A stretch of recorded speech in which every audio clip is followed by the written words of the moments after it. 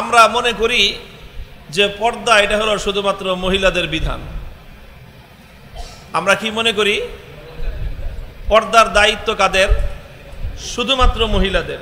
এটাই আমাদের ধারণা যে পর্দার দায়িত্ব শুধু মহিলাদের। কিন্তু আল্লাহর কোরআন কি বলেছে? কুল্লিল মুমিনিনা ইয়াগুদ্দু মিন আবসারিহিম ওয়া ইয়াহফাজু ফুরুজাহুম যালিকা আযকা লাহুম ইন্নাল্লাহা খাবীরুম বিমা ইয়াসনাউন। আল্লাহ বলেছেন আগে পুরুষদেরকে, মহিলাদের কথা পরে বলেছেন। ওয়াকুল্লিল মুমিনাত, হে নবী আপনি মুমিন পুরুষদেরকে আগে বলেন, মুমিন নারীদেরকে পরে বলেন। মুমিন পুরুষদেরকে কি বলতে বলেছেন আল্লাহ পাক? ইয়াগুদ্দু মিন আবসারিহিম ওয়া ইয়াহফাজু ফুরুজাহুম, তারা যেন প্রথমে তাদের দৃষ্টিশক্তিকে সংযম করে, তারা যেন তাদের দৃষ্টিশক্তিকে অবনমিত রাখে, তারা যেন তাদের দৃষ্টিশক্তি দিয়ে, চোখ দিয়ে যেখানে সেখানে না তাকায়। যেখানে সেখানে না তাকানোর অর্থ কি? অর্থ পরিষ্কারভাবে বেগানা নারীর দিকে যেন তারা তাদের এই চোখ দিয়ে না তাকায়। কোরআনের হুকুম। তাহলে পুরুষের পর্দা আছে না নাই? পুরুষের জন্য আল্লাহর হুকুম হলো এই, সারা দুনিয়ায় গোল্লায় যাক, মহিলারা তারা অশ্লীলভাবে চলাচল করুক, তারা অপরাধ করে করুক, কিন্তু হে পুরুষ তুমি যদি ইমানদার হয়ে থাকো, তুমি তোমার দৃষ্টিকে সংরক্ষণ করো, সংযত রাখো, তুমি তোমার চোখকে নিয়ন্ত্রণ করো, তোমার এই দুই চোখ দিয়ে তুমি কোনো অশ্লীল দৃশ্য দেখবে না। তাহলে পুরুষের জন্য পর্দার বিধান হলো চোখকে সংরক্ষণ করা, দৃষ্টিশক্তিকে সংযত রাখা। এটা হলো পুরুষের পর্দা। ওয়াকুল্লিল মুমিনাতি ইয়াগদুদনা মিন আবসারিহিন্না ওয়া ইয়াহফাজনা ফুরুজাহুন্না ওয়া লা ইউবদিনা যিনাতাহুন। পুরুষদেরকে আল্লাহ পাক রব্বুল ইজ্জত দুইটা পর্দা করতে বলেছেন, নারীদেরকে আল্লাহ পাক তিনটা পর্দা করতে বলেছেন। পুরুষের পর্দা কয়টা? নারীর পর্দা কয়টা? তিনটা। কোরআনের কথা, এটা আমি কোনো ব্যাখ্যা ট্যাখ্যা বলতেছি না, সরাসরি কোরআন থেকে অনুবাদ করতেছি। সূরাতুন নূরের মধ্যে আল্লাহ পাক রব্বুল আলামিন এই আলোচনা এনেছেন। পুরুষের পর্দা হলো এক নম্বর ইয়াগুদ্দু মিন আবসারিহিম, পুরুষের প্রথম পর্দা হলো তারা তাদের দৃষ্টিশক্তিকে সংযত করবে। পুরুষের দ্বিতীয় পর্দা হলো ওয়া ইয়াহফাজু মিন ফুরুজিহিম, তারা তাদের লজ্জাস্থানকে হেফাজত করবে। তাদের লজ্জাস্থান যেখানে সেখানে ব্যবহার করবে না, অপাত্রে ব্যবহার করবে না। যারা নিজেদের লজ্জাস্থানকে আল্লাহর পক্ষ থেকে নির্ধারিত সীমারেখার বাইরে ব্যবহার করবে, কোরআনে তাদেরকে বলা হয়েছে ফাউলাইকা হুমুল আদুন, তারা হলো চূড়ান্ত সীমা লঙ্ঘনকারী। পুরুষের পর্দা কয়টা? এক নম্বর চোখের দৃষ্টিশক্তি নিয়ন্ত্রণ করা। দুই নম্বর তাদের পর্দা হলো নিজের যৌন শক্তি তথা লজ্জাস্থানকে হেফাজত করা। এই দুইটা হলো পুরুষের পর্দা। নারীর পর্দা কয়টা? ইয়াগদুদনা মিন আবসারিহিন্না, নারীর প্রথম পর্দা হলো তারাও তাদের দৃষ্টিশক্তিকে সংযত রাখবে, নারীরাও তাদের চোখের দৃষ্টিকে সংযত রাখবে। আমাদের সমাজে একটা ধারণা মানুষের মধ্যে এরকম যে পুরুষরা নারীদেরকে দেখতে পারবে না। এটা ভালো ভালো মানুষের ধারণা, যারা দিনদার তাদেরও ধারণা, নামাজি পর্দা করে তাদেরও ধারণা হলো যে পুরুষরা নারীদেরকে দেখতে পারবে না, কিন্তু মহিলারা যাচ্ছে বা যেমনি ইচ্ছা অমনে পুরুষদেরকে দেখতে পারবে। না, এটা ঠিক নয়, এই ধারণা ঠিক নয়। পুরুষরা যেরকম নারীদেরকে দেখতে পারবে না, নারীদেরকেও তাদের নিজেদের দৃষ্টিশক্তিকে সংযত রাখতে বলেছে আল্লাহর কোরআন। ইয়াগদুদনা মিন আবসারিহিন্না, তবে হ্যাঁ, পুরুষের দৃষ্টি নারীর উপর পড়া আর নারীর দৃষ্টি পুরুষের উপর পড়া, দুইটার মধ্যে একটু পার্থক্য আছে। পার্থক্যটা হলো এই যে পুরুষের জন্য তো কখনোই কোনো অবস্থাতেই বেগানা নারীকে চোখ তুলে দেখা জায়েজ নাই, আর নারীরা পর পুরুষকে দেখতে পারবে কি পারবে না এই ব্যাপারে একটু ব্যাখ্যা আছে।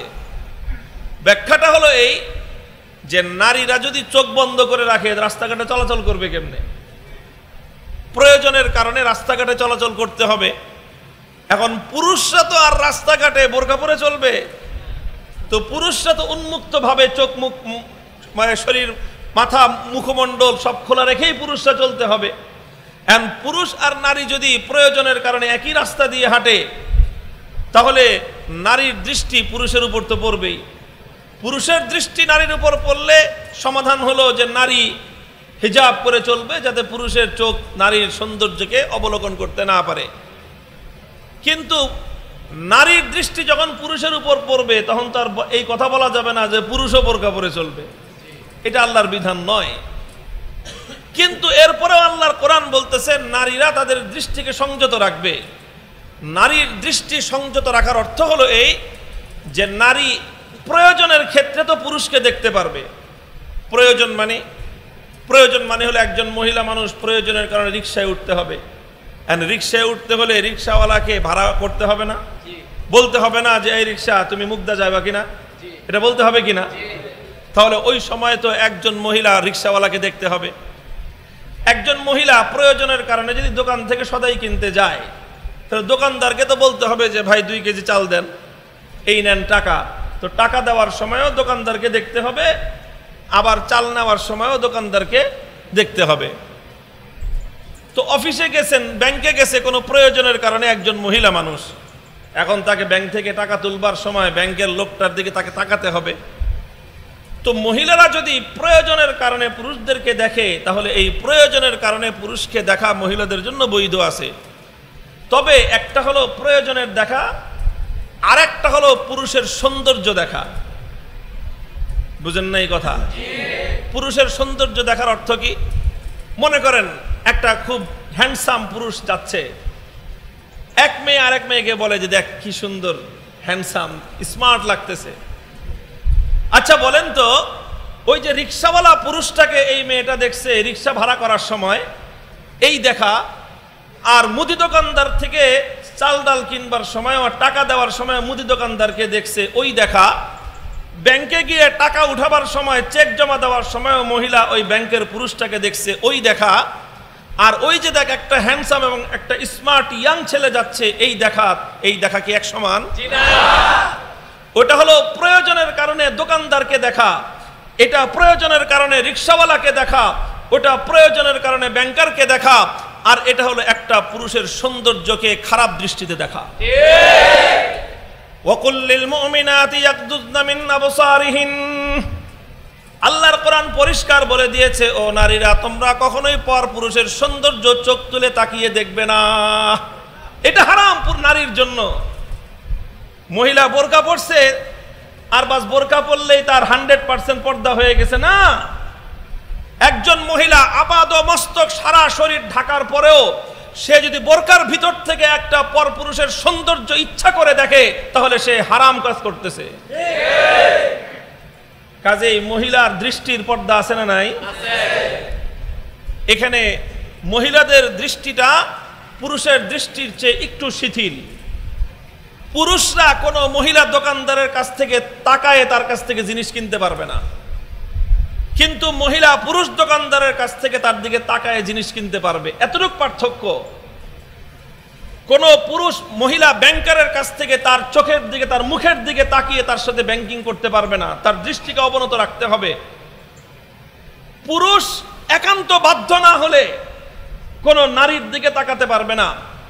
নারীরা সাধারণ প্রয়োজনেও পুরুষকে দেখতে পারবে, তবে নারী যেটা পারবে না সেটা হলো একজন পুরুষকে পুরুষ হিসেবে, সুদর্শন পুরুষ হিসেবে, একজন পুরুষের স্মার্টনেস উপভোগ করা, একজন পুরুষের সৌন্দর্যকে দেখা, একটা পুরুষ কত স্মার্ট ওটা দেখা। এই দেখার উদ্দেশ্য যদি পুরুষের দিকে কোনো মহিলা বোরকার ভিতর থেকে তাকায়, 70টা পর্দার ভিতর থেকেও যদি একজন মহিলা একজন পর পুরুষের সৌন্দর্য দেখার জন্য তাকায় তাহলে তার ওই পরিমাণ গুনাহ হবে একজন পুরুষ একজন যুবতী রমণীকে দেখলে যেই পরিমাণ গুনাহ হয়। তাহলে নারীর 1 নম্বর পর্দা কোথায়? চোখ দিয়ে রিকশাওয়ালাকে দেখা যাবে, চোখ দিয়ে মুদি দোকানদারকে দেখা যাবে, কিন্তু চোখ দিয়ে সুদর্শন পুরুষের সৌন্দর্য দেখা যাবে না। এই হলো পার্থক্য। 1 নম্বর পর্দা নারীর। নারীর 2 নম্বর পর্দা হলো ওয়াহফাজনা ফুরুজাহুন, তারাও তাদের লজ্জাস্থানকে হেফাজত করবে। যত্রতত্র যেন যে কারো সাথে বেড রিলেশন করা যাবে না। 2 নম্বর তাদের পর্দা। মহিলাদের 3 নম্বর পর্দা, এটা স্পেশাল মহিলাদের জন্য। ওয়ালা ইউবদিনা যিনাতাহুন, মহিলারা তাদের সৌন্দর্যকে প্রদর্শন করবে না। মহিলা তাদের সৌন্দর্যকে প্রদর্শন করবে না, শুধু প্রদর্শন নয়, প্রকাশ করবে না। একটা হলো প্রকাশ করা, আর একটা হলো প্রদর্শন করা। একটা হলো প্রকাশ করা, আর একটা হলো প্রদর্শন করা। প্রকাশ করা মানে কি? প্রকাশ করা মানে হলো যে আমার কাউকে দেখানোর উদ্দেশ্য না, কিন্তু কারো থেকে আড়াল করাও আমার উদ্দেশ্য না। একজন মহিলা যখন মুখমণ্ডল খোলা রাখলো, তো সে কাউকে কারো সামনে নিজেকে উপস্থাপন করাটা তার উদ্দেশ্য না, এমনিতেই সে চলাচল করা তার উদ্দেশ্য, এজন্য সে মুখমণ্ডল খোলা রাখলো। এটাকে প্রদর্শন বলা হয় না, এটাকে প্রকাশ বলা হয়। আর প্রদর্শন কাকে বলা হয়? প্রদর্শন হলো যে নিজেকে সুন্দর করে সাজিয়ে গুছিয়ে আরেকজনকে দেখানোর জন্য সে নিজেকে উপস্থাপন করলো, এটাকে বলা হয় প্রদর্শন। আল্লাহর কোরআন বলতেছে নারীরা নিজেদের সৌন্দর্যকে প্রদর্শন তো দূরের কথা, প্রকাশও করতে পারবে না। নারীর পর্দা 3 জায়গায়, পুরুষের পর্দা 2 জায়গায়। পুরুষের প্রথম পর্দা তার দৃষ্টিতে, তার চোখের হেফাজত করা। পুরুষের দ্বিতীয় পর্দা হলো তার যৌনতাকে হেফাজত করা। নারীর পর্দা 3 জায়গায়। প্রথম হলো নিজের দৃষ্টিকে হেফাজত করা, দ্বিতীয়ত নিজের চরিত্র যৌনতাকে হেফাজত করা, 3 নম্বর নারীর পর্দা হলো নিজের সৌন্দর্যকে পর পুরুষের দৃষ্টির অন্তরালে রাখা। এই চোখ ওয়াল আইনু তাজনি, আল্লাহ রাসূল সাল্লাল্লাহু আলাইহি ওয়াসাল্লাম বলেছেন একটা জেনা হলো মানুষের লজ্জাস্থানের জেনা, আরেকটা জেনা হলো মানুষের চোখের জেনা। মানুষ যখন চোখের জিনা করতে থাকে, চোখের জিনা করতে থাকে, চোখের জিনা করতে থাকে, তখন এই চোখের জিনাটা এক সময় মানুষকে উদ্বুদ্ধ করে, উত্তেজিত করে তাকে লজ্জাস্থানের জিনায় লিপ্ত হওয়ার জন্য। এই জন্য যারা চায় নিজেরা নিজেদেরকে জিনা ব্যভিচার থেকে সংরক্ষণ করবে, হেফাজত করবে, আল্লাহর কোরআনের বিধান হলো তারা যেন নিজের দৃষ্টিশক্তিকে হেফাজত করে। যে ব্যক্তি নিজের দৃষ্টিশক্তিকে হেফাজত করে, ইনশাআল্লাহ সুম্মা ইনশাআল্লাহ কোশ্চিনকালেও তার দ্বারা লজ্জাস্থানের জিনা এবং ব্যভিচার সংঘটিত হতে পারে না। কাজেই আমার আলোচনা মূল যেই কথাটা বলতে চেয়েছি সেটা এখানে শেষ, সার সংক্ষেপ বলতেছি। আমরা নিজেরা পুরুষরা যদি চাই আমাদের অন্তরাত্মা পরিশুদ্ধ হোক, অন্তরটা পরিষ্কার পরিচ্ছন্ন স্বচ্ছ থাকুক, তাহলে আমাদেরকে 2টো কাজ বিশেষ গুরুত্বের সাথে করতে হবে। 1 নম্বর নিজের জিহ্বাটাকে নিয়ন্ত্রণ করতে হবে, 2 নম্বর নিজের চক্ষুটাকে নিয়ন্ত্রণ করতে হবে। পুরুষরা পর্দা করতে হবে। পুরুষের পর্দা হলো 2 জায়গায়, একটা হলো নিজের চোখকে নিয়ন্ত্রণ করা, আর একটা হলো নিজের চরিত্রকে হেফাজত করা। আর নারীরাও পর্দা করতে হবে। নারীর পর্দা হলো 3 জায়গায়। 1 নম্বর নিজের চোখ দিয়ে পর পুরুষের সৌন্দর্যকে উপভোগ করা যাবে না। 2 নম্বর হলো নিজের চরিত্রকে হেফাজত করতে হবে। 3 নম্বর প্রত্যেক নারীর দায়িত্ব আর কর্তব্য হলো নিজের সৌন্দর্যকে পর পুরুষের দৃষ্টি থেকে আড়ালে রাখা। একটা নারী যখন নিজেকে সুন্দর করে সাজিয়ে গুছিয়ে রাস্তার মধ্যে দিয়ে হেঁটে যেতে থাকে, হাদিসের মধ্যে বলা হয়েছে তখন ওই মহিলাটাকে কেন্দ্র করে শয়তানের এক পাল তার পিছনে ছুটতে থাকে। মহিলা তো নিজের কাজে যাচ্ছে, কিন্তু ওই মহিলার পিছনে ছুটছে একদল শয়তান। এই শয়তানগুলোর কাজ কি? শয়তানগুলোর কাজ হলো এই মহিলা যে পথ দিয়ে হেঁটে যাচ্ছে, এই পথের আশেপাশে যত পুরুষ মানুষ আছে সমস্ত পুরুষ মানুষের চোখগুলো নিয়ে ওই মহিলার শরীরের মধ্যে নিপতিত করা। এটা হলো শয়তানের কাজ। আবার বলতেছি হাদিসের ভাষ্য, একজন মহিলা যখন নিজেকে সুন্দর করে সাজিয়ে গুছিয়ে পর্দাহীনভাবে নিজের সৌন্দর্যকে প্রকাশ করে রাস্তা দিয়ে হেঁটে যেতে থাকে, তখন মহিলা একা হেঁটে যায় না, তার সঙ্গে শয়তানের এক পাল যায়।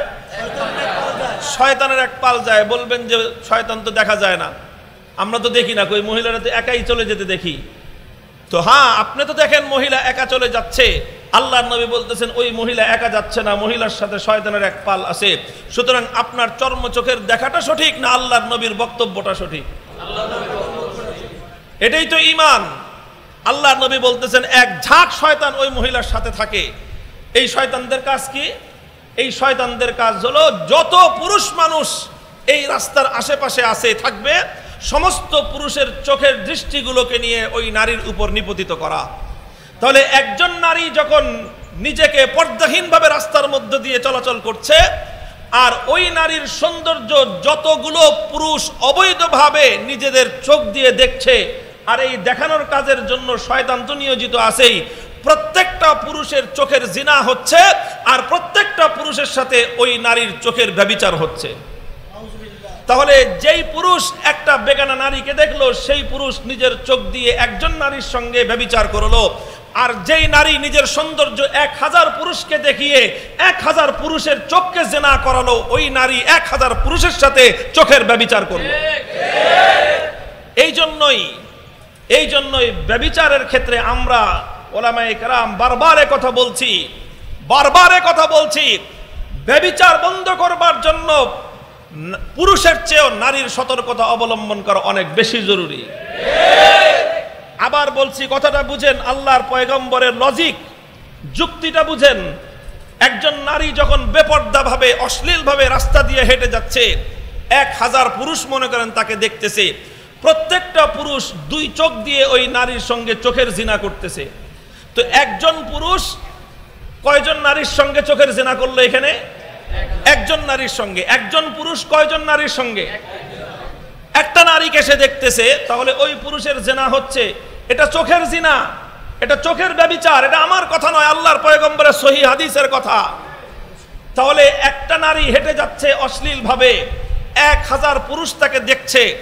তো 1000 পুরুষ যারা বেগানা নারীকে উপভোগ করতেছে চোখের দৃষ্টি দিয়ে, প্রত্যেকটা পুরুষ 2 চোখ দিয়ে কয়জন নারীর সঙ্গে জিনা করতেছে? কয়জন? কারণ দেখতেছে কয়জনকে? তো যেহেতু দেখতেছে একজনকে, জিনাও হচ্ছে কয়জনের সাথে? একজনের সাথে। আর একজন নারী যখন এভাবে হেঁটে যাচ্ছে, 1000 পুরুষ তাকে দেখছে, এই নারী কয় পুরুষের সাথে ব্যভিচার করছে? 1000 পুরুষের সঙ্গে এই নারীর ব্যভিচার হচ্ছে। এবার আপনারা বলেন, ব্যভিচার বন্ধে একজন পুরুষের যতটুকু ভূমিকা, নারীর ভূমিকা তার চেয়ে কম না বেশি? অনেক বেশি। আমরা একথা বলছি না যে ব্যভিচারী পুরুষ নিরপরাধ, সে দোয়া তুলসী পাতা, সে সুফি সাহ, অপরাধ সব মহিলাদের। না না, এ কথা বলছি না। আমরা তো আবারও বলছি, আল্লাহ পাক তো প্রথম পর্দার বিধান নারীকে দেন নাই, প্রথমে দিয়েছেন পুরুষকে। তোমার দৃষ্টিকে তুমি সংযত রাখো। একটা নারী উলঙ্গ হয়ে হাঁটুক, তুমি তার দিকে তাকাবা কেন? অশ্লীল ভাবে সে চলুক, তুমি তার দিকে চোখ তুলে তাকাবা কেন? এটা পুরুষের জন্য আপন জায়গায় কথা ঠিক আছে, কিন্তু কথা ওটাও মনে রাখতে হবে যে একজন নারী যখন অশ্লীল ভাবে সমাজে চলাচল করে, ওই নারীর পিছনে 1000 শয়তান চলতে থাকে, আর প্রত্যেকটা শয়তান একজন পুরুষের দৃষ্টিশক্তিকে এনে ওই নারীর পিছনে লাগায় দিয়ে এক নারীর মাধ্যমে 1000 পুরুষের চরিত্রকে ধ্বংস করে দেয়। এই জন্য আজকে বাংলাদেশের বিপর্যয়। আজ বাংলাদেশ লজ্জিত। আজকে বাংলাদেশ, গোটা বাংলাদেশের মানুষের মান সম্মান ইজ্জত ধুলোয় মিশে গেছে। কারণ এদেশের মানুষ জেনেছে, দেখেছে, বিশ্ববিদ্যালয়ে, কলেজ, সিলেটের এমসি কলেজ সর্বোচ্চ একটা বিদ্যাপীঠ, যেখানকার স্লোগান লেখা থাকে, জ্ঞানের জন্য এসো, সেবার জন্য বেরিয়ে যাও, মানবতা শিক্ষা করো, জনগণের সেবায় নিয়োজিত হও। এই ধরনের চমৎকার স্লোগান সমৃদ্ধ যেই শিক্ষাঙ্গন, সেখানে একজন নারী তার স্বামীর সঙ্গে বেড়াতে গেল, স্বামীর সামনে তার স্ত্রীকে তার কাছ থেকে তুলে নিয়ে গেল একদল পাষণ্ড, নিয়ে স্বামীকে বেঁধে রেখে তার চোখের সামনে তার স্ত্রীকে পালাক্রমে একজনের পর একজন ধর্ষণ করলো। যারা ধর্ষণ করলো এরা কোত্থেকে আসলো? সুন্দরবন থেকে হিংস্র প্রাণী? এটা বাংলাদেশের সর্বোচ্চ একটা শিক্ষা প্রতিষ্ঠানের শিক্ষাঙ্গনের শিক্ষার্থী তারা। গোটা দেশের শিক্ষাঙ্গনের মান সম্মান ধুলোয় মিশে গেল। নোয়াখালীর বেগমগঞ্জে কি হলো? একজন মহিলা মানুষ, 4-5 জন যুবক তাকে সম্পূর্ণ বিবস্ত্র করে তার সমস্ত কাপড়গুলো তার শরীর থেকে কেড়ে নিয়ে, তারপর তার লজ্জাস্থানের উপর টর্চ লাইট আলো মেরে, তারপরে সেটাকে ভিডিও ধারণ করে, তারপরে কত বড় অপরাধী চক্র যে এই অপরাধ করেছে তো করেছে, এরপরে আবার ওই নারীকে অধিক অসম্মানিত করবার জন্য সেই ভিডিও তারা নিজেরাই সামাজিক যোগাযোগ মাধ্যমে প্রচার করে দিল। এতে শুধুমাত্র একজন নারীর ইজ্জত আর শ্লীলতা হানি হয়নি, শুধু একজন নারীর উপর পাশবিকতা হয়নি, গোটা মাতৃজাতির উপর গোটা বাংলাদেশের মানুষের মান সম্মান ইজ্জত ধুলোয় মিশে গেছে। এই ঘটনা যখন ঘটলো, ওলামায়ে কেরাম আমরা প্রতিবাদ নিয়ে সর্বপ্রথম মাঠে নামলাম। সারা দেশে একযোগে বাংলাদেশের ইসলামী নেতৃত্ব, ওলামায়ে কেরাম, ইমাম সাহেবান সারা বাংলাদেশে আমরা তীব্র প্রতিবাদ করলাম। ধর্ষণের বিরুদ্ধে কঠোর আইন প্রণয়ন এবং বাস্তবায়নের দাবি তুললাম। আমরা বললাম, ধর্ষণের জন্য আল্লাহর কোরআন প্রবর্তিত দৃষ্টান্তমূলক যেই শাস্তি, ওই রাতের অন্ধকারে চার দেয়ালের জেলখানার মধ্যে শাস্তি নয়, ধর্ষককে এমনভাবে শাস্তি দেওয়া হোক যে এক শাস্তি দেখার পর ভবিষ্যতে আর কোনো ধর্ষক যেন ধর্ষণ করার সাহস না পায়। আমরা এই দাবি তুললাম। এই দাবি তুলে তুলে যখন মোটামুটি একটু সামনের দিকে অগ্রসর হলো, এদেশের ইসলাম বিরোধীরা তারা চিন্তা করলো যে হুজুররা তো মাঠ দখল করে নিতেছে, কাজে ওরাও মাঠে নামলো। ওরাও মাঠে নামলো কি জন্য? ওরা মাঠে নামলো ধর্ষণটাকে তারা মুখে মুখে বলল, আর অপর দিকে তারা এমনভাবে কাজ শুরু করলো যাতে গোটা দেশে জেনা এবং ব্যভিচার আরো ব্যাপকতার রূপ লাভ করে। ধর্ষণ বন্ধের নামে ছেলে আর মেয়ে একসঙ্গে, বেগানা নারী পুরুষ প্রেমিক প্রেমিকা শাহবাগের চত্বরে বসে গায়ে ঢলাঢলি, গায়ে জড়াজড়ি, আর স্পষ্ট প্রকাশ্যে মিডিয়ার সামনে একজন আরেকজনের গা জড়িয়ে ধরে সেখানে অশ্লীল দৃশ্যগুলো কুকুর আর শ্রীগালের মতো মঞ্চায়ন করলো। মুহতারাম হাজিরিন, আমাদের কথা পরিষ্কার। আজকে বাংলাদেশের মন্ত্রী পরিষদে অনুমোদন দেয়া হয়েছে, ধর্ষণের জন্য সর্বোচ্চ শাস্তি মৃত্যুদণ্ডের আইন হবে, তার মৌলিক অনুমোদন নীতিগতভাবে দেয়া হয়েছে। আজকে স্বাগত জানাই। তবে আমরা পরিষ্কার ভাষায় বলতে চাই, আল্লাহর কোরআনের ভাষ্য, আল্লাহর পয়গম্বরের হাদিসের যে আদর্শ, শুধুমাত্র একটা আইনের মাধ্যমে ধর্ষণ পরিপূর্ণরূপে বন্ধ করা সম্ভব হবে না। কোরআন নির্ধারণ করে দিয়েছে ধর্ষণের মূল উৎস আরেক জায়গায় রয়েছে। যতক্ষণ পর্যন্ত আপনি উৎসমুখ বন্ধ না করবেন, ততক্ষণ পর্যন্ত ধর্ষণ সমাজ থেকে নির্মূল করা সম্ভব হবে না। আপনার টাঙ্কি থেকে পাইপে পানি আসতেছে, টাঙ্কির গোড়ায় আপনি ওই যে কি বলে আপনার যে চাবি বন্ধ করেন না, শুধু শুধু আপনি পাইপের মাথায় পট্টি বেঁধে পানি বন্ধ করে রাখতে চান, তাহলে পাইপের মাথায় ওই পট্টি বেঁধে বেশি সময় পর্যন্ত আপনি ওই বড় উপরতলার টাঙ্কি থেকে পানির ফোর্স আপনি রুখে দিতে পারবেন না। কথা ঠিক না বেঠিক? আপনি গাছের গোড়ার শিকড় কেটে দিলেন আর উপর দিয়ে পানি ঢাললেন, উপর দিয়ে এই পানি ঢালা এই গাছকে রক্ষা করতে পারবে না। কি করতে হবে? উৎস বন্ধ করতে হবে আগে। ধর্ষণের উৎস হলো দুটি, ধর্ষণের উৎস হলো দুটি। জেনা ব্যভিচার সমাজের মধ্যে ব্যাপকতার রূপ লাভ করে দুই মাধ্যমে। কয় মাধ্যমে? কোরআন বলে, হাদিস বলে, কোরআনী সায়েন্স বলে যে দুটো কারণে ধর্ষণের ব্যাপকতা হয়। এক নম্বর কারণ হলো নারীর অশ্লীল উপস্থাপন। নারীকে সমাজে অশ্লীলভাবে উপস্থাপন করা হয় বিভিন্ন সিনেমা হলের সামনে, সেখানকার বড় বিলবোর্ডের মধ্যে নারীর কামনীয় মোহনীয় অঙ্গ প্রত্যঙ্গগুলোকে এমন অশ্লীলভাবে সেখানে প্রদর্শন করা হয়। বড় বড় বিভিন্ন ব্যবসা পণ্যের যে সাইনবোর্ড, তার যে অ্যাডভার্টাইজমেন্টের যে বড় বড় বিলবোর্ডগুলোতে নারীকে অশ্লীলভাবে উপস্থাপন করা হয়। সিনেমা নাটকের মধ্যে নারীকে অশ্লীলভাবে উপস্থাপন করা হয়।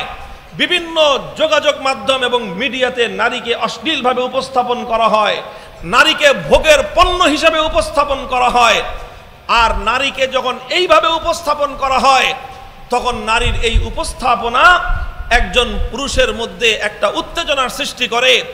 আর সেই উত্তেজনা যখন পুরুষের মধ্যে সৃষ্টি হয়, তখন পুরুষ তো ওই বিলবোর্ডের মধ্যে যেই নায়িকার ছবি আছে, ওই নায়িকারে তো আর খুঁজে পায় না, ওই নায়িকারে তো খুঁজে পায় না। যারে দেখে ওর মাথা গরম হয়েছে, যার শরীরের ওই ধরনের অশ্লীল অঙ্গভঙ্গি দেখে এই যুবকটার তার উত্তেজনা চরম পর্যায়ে পৌঁছেছে, সে তো আর ওই নায়িকা অথবা ওই দেহ প্রদর্শনকারিনীকে তো খুঁজে পায় না। ওকে খুঁজে না পেয়ে তখন গিয়ে সে এখানে সেখানে যেখানেই সুযোগ পায় সেই তখন ধর্ষণে লিপ্ত হয়। কাজে অনেকে বলে যে হুজুর আপনারা পর্দা করতে বলেন, পর্দাই কি শুধুমাত্র পর্দা করলেই ধর্ষণ বন্ধ হবে নাকি? ধর্ষণ যদি পর্দা করলেই বন্ধ হতো তাহলে বোরকাওয়ালি ধর্ষিতা হয় কেন? প্রশ্ন আছে না নাই? কেউ আবার প্রশ্ন করে যে 6 বছর 7 বছরের এই শিশুকন্যা ধর্ষিতা হলো, তো শিশুকন্যা কি পর্দা করবে নাকি? আমরা বলি যে হ্যাঁ, প্রশ্নটা তো খুব সুন্দর করছেন, কিন্তু জবাবটা বুঝে নেন। জবাবটা বুঝে নেন। 7 বছরের মেয়ে সে পর্দা করবে এটা কোরআন বলে নাই, ইসলাম বলে নাই। শিশুকন্যা যতদিন শিশু থাকবে ততদিন তার জন্য পর্দা করার বিধান নাই। কাজেই সে পর্দা করবে না। যে বোরকা পড়তেছে তার তো কোনো অপরাধ নাই, সে তো নিজেকে সংরক্ষণ করে চলতেছে। কিন্তু অপরাধ তো হলো ওই যে বিলবোর্ডের মধ্যে, ওই যে সিনেমার মধ্যে, ওই যে নাটকের মধ্যে, ওই যে টেলিভিশনের পর্দায়, ওই যে মার্কেটগুলোতে, ওই যে রাস্তাঘাটগুলোতে মেয়েরা অর্ধ উলঙ্গ অবস্থায় নিজেদেরকে উপস্থাপন করে ইয়াং সোসাইটি যুবকদেরকে যৌন সুরসুরি দিচ্ছে। এরা যাদের দ্বারা উত্তেজিত হচ্ছে ওদেরকে তো খুঁজে পাচ্ছে না। ওদেরকে খুঁজে না পেয়ে তখন এই উত্তেজিত অবস্থায় এই পুরুষটা গিয়ে 7 বছরের একটা শিশুকন্যার উপর নিজের এই যৌন চরিত্রকে চরিতার্থ করতেছে। আমি বলতেছি না যে এই পুরুষের কোনো দায় নাই। এই পুরুষের দায় 100 ভাগের মধ্যে 99.99% হলেও 1% হলেও ওই নারীরও দায় আছে, যেই নারী নিজেকে অশ্লীলভাবে প্রদর্শন করে একটা পুরুষের মধ্যে উত্তেজনার সৃষ্টি করলো। আপনি বলেন, আপনি একজনকে গালি দিলেন, গালি দেওয়ার পর সে উত্তেজিত হয়ে আপনাকে মারতে আসলো। আপনাকে মারতে আসার পর আপনাকে আঘাত করার চেষ্টা করলো। আপনি যে কোনোভাবে আপনার আঘাত প্রতিহত করলেন, পাশ থেকে আরেকজন আপনাকে সেভ করতে এসে দায়ের কোপে তার মাথা কেটে গেল। ঘটনা ঘটে কি ঘটে না? আবার বলতেছি, গালি দিছেন আপনি, এখন যাকে গালি দিলেন মা তুলে গালি দিলেন, তো একটা মানুষকে মা তুলে গালি দিলে তার মধ্যে উত্তেজনা সৃষ্টি হবে কিনা? হ্যাঁ, উত্তেজনা যখন সৃষ্টি হবে তখন সবসময় সে সীমার মধ্যে থাকবে, এটাও কোনো যুক্তিক নয়। অনেক সময় তার দ্বারা সীমা লঙ্ঘন হতে পারে। সে একটা গালি দিলেই পারতো অথবা একটা চট দিলেই পারতো, কিন্তু সে আপসেট হয়ে গেল যে আমার মাকে তুলে তুই গালি দিলি। হাতে ছিল রামদা, হাতে ছিল দাও, হাতে ছিল ছোরা চাকু, ওটা নিয়ে আপনাকে আঘাত করতে আসলো। আপনি যে কোনোভাবে সেফ হয়ে গেলেন, পাশ থেকে আরেকজন আপনাকে সেফ করার জন্য উঠে আসলো। সে যখন ছুরি দিয়ে আঘাত করলো, আঘাতে ওই লোকটা ক্ষতিগ্রস্ত হতে পারে কি পারে না? কত ঘটনা এরকম সমাজে আছে যে আরেকজনকে রক্ষা করতে গিয়ে নিজেই গুলি খেয়ে বসছে।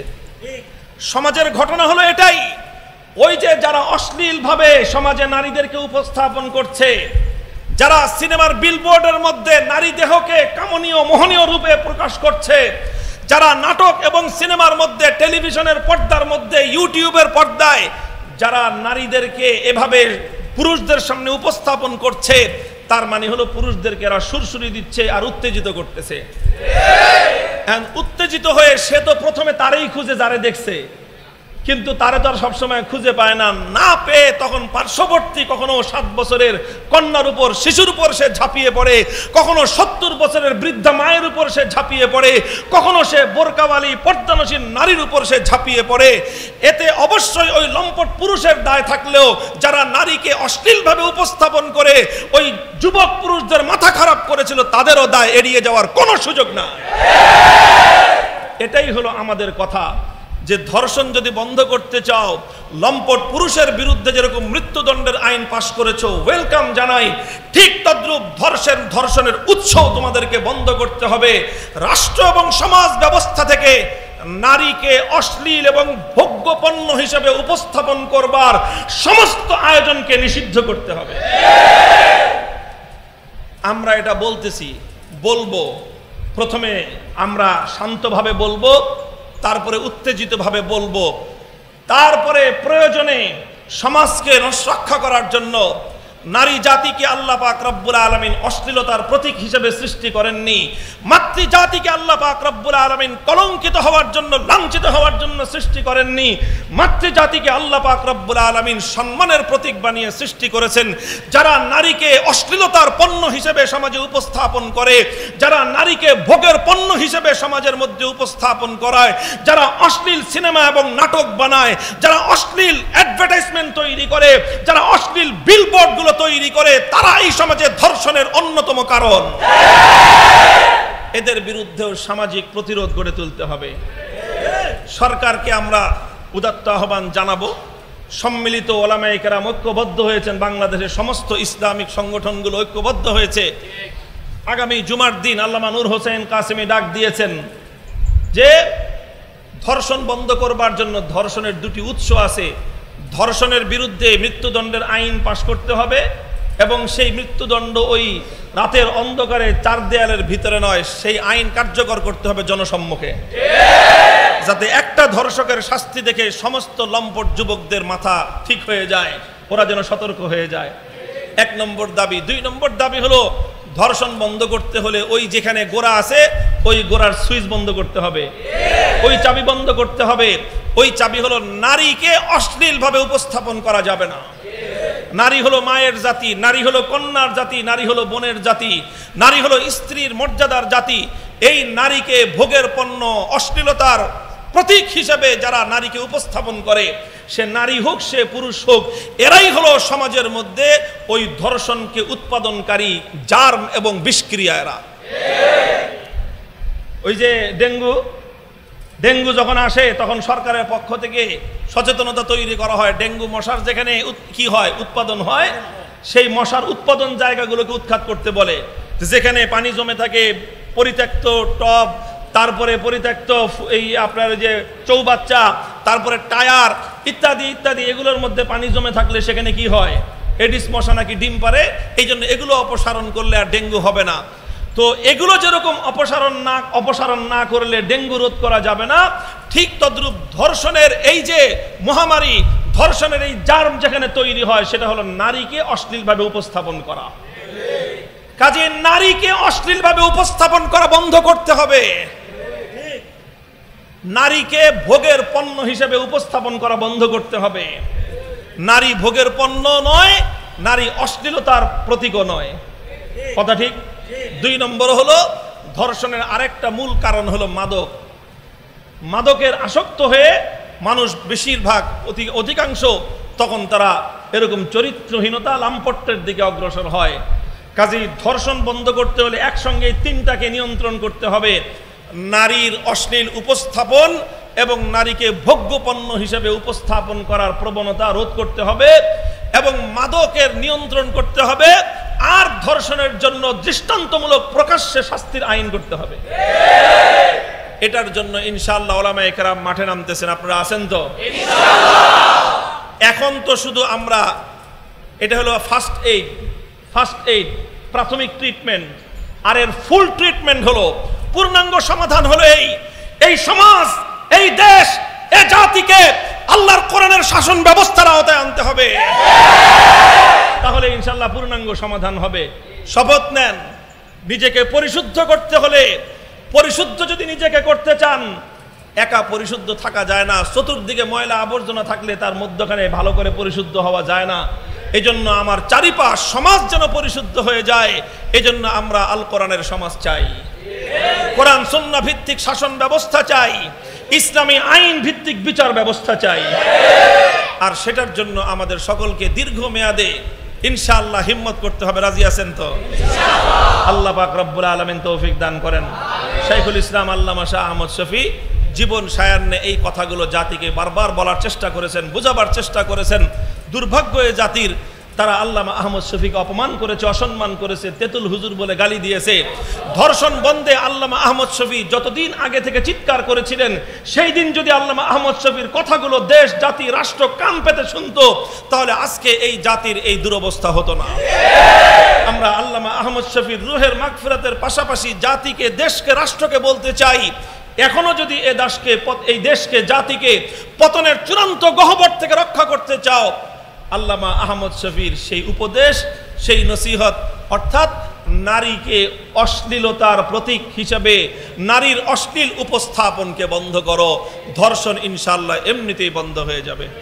আল্লাহ পাক রব্বুল আলামিন আমাদের চোখের হেফাজত, মুখের হেফাজত, সমস্ত গুনাহ থেকে হেফাজতের মাধ্যমে আত্মার পরিশুদ্ধি হাসিল করবার তৌফিক দান করেন। আল্লামা আহমদ শফি রহমতুল্লাহি আলাইহির রুহানি ফিউজের দ্বারা আল্লাহ পাক আমাদেরকে মালামাল করে দেন। ওয়া আখিরু দাওয়ানা আলহামদুলিল্লাহি রাব্বিল আলামিন।